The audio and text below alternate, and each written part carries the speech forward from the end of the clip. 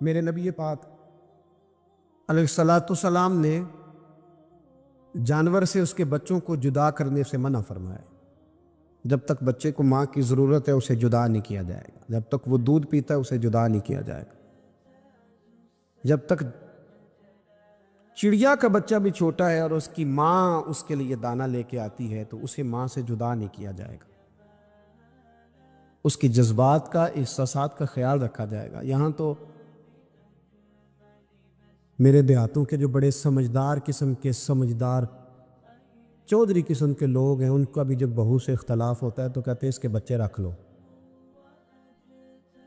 یہ جب خود روئے گی تو لوٹ کے آ جائے گی۔ جس محبوب نے جانور سے اس کے بچے جدا کرنے سے منع کیا، ماں سے بچے جدا کر رہا۔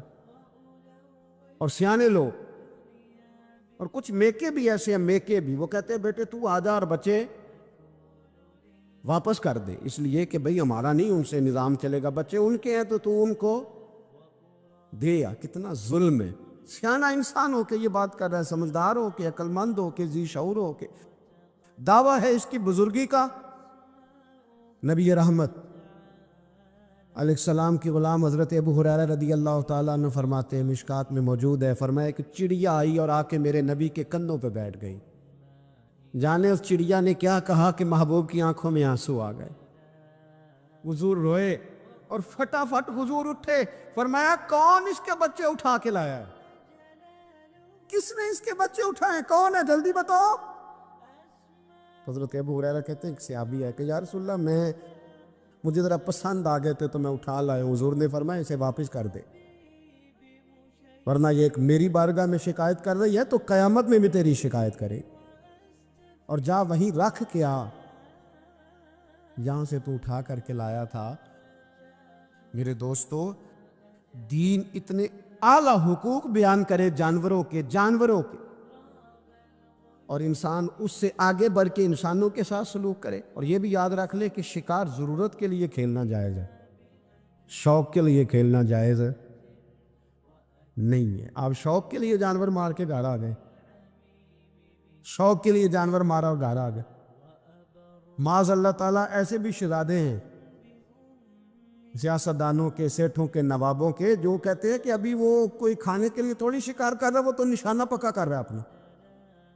معاذ اللہ نشانہ سمجھ کے جانور کو مارا جائے گا۔ اور یہاں تک باتیں سننے میں ملتی ہیں کہ جانور باندھا جاتا ہے، اس پہ نشانہ کیا جاتا ہے۔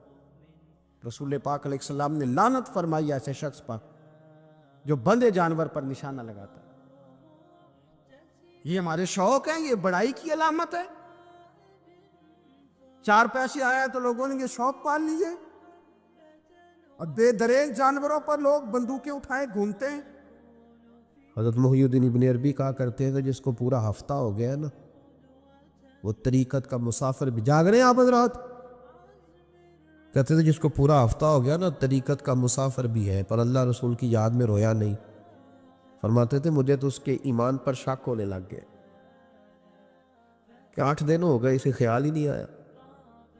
حضرت عمر میدان میں جس شخص کے کبھی پاؤں نہیں لڑکھڑائے، اللہ رسول کی بات آتی تھی تو دریا بہتے تھے آنسو۔ یہاں حال ہی کوئی نہیں، خشک جملے اور جناب موٹے موٹے تراشے ہوئے فکرے اور لفظوں کی ہیرا پھیری، اس کے علاوہ کوئی چیز نظر ہی نہیں آتی۔ حضرت عمر رونے لگے، آخری وقت ہے، تڑپ رہے ہیں، آنسو بہہ رہے۔ حضرت عبداللہ ابن مسعود آ گئے، انہوں نے کہا عمر تیری ہجرت بھی بڑی باکمال تھی، تیرا اسلام قبول کرنا بھی بڑا ہی باکمال تھا، حضور بھی تجھ سے ہمیشہ راضی رہے۔ عمر تو روتا کیوں ہے یار؟ بات تو یہ ہے کہ جب تو نے خلافت سنبھالی تو پھر تیرے طریقے بھی باکمال ہی تھے، اور جب تو میدان میں اترتا تو پھر بھی تیرے معاملات باکمال تھے، اور جب تو مال غنیمت بانٹتا تھا پھر بھی تو باکمال۔ یار ہر موقع پہ تو باکمال تھا تو جاتے دفعہ روتا کیوں ہے؟ ان کا استغفار دیکھو، ان کی توبہ دیکھو۔ حضرت عمر پھر رو پڑے، کہنے لگے عبداللہ لوگوں کو میری نیکیوں کا پتہ ہے، گناہوں کا تو نہیں نا پتہ۔ وہ تو میں جانتا ہوں یا میرا مالک جانتا ہے نا، نیکیاں تو سب کے سامنے۔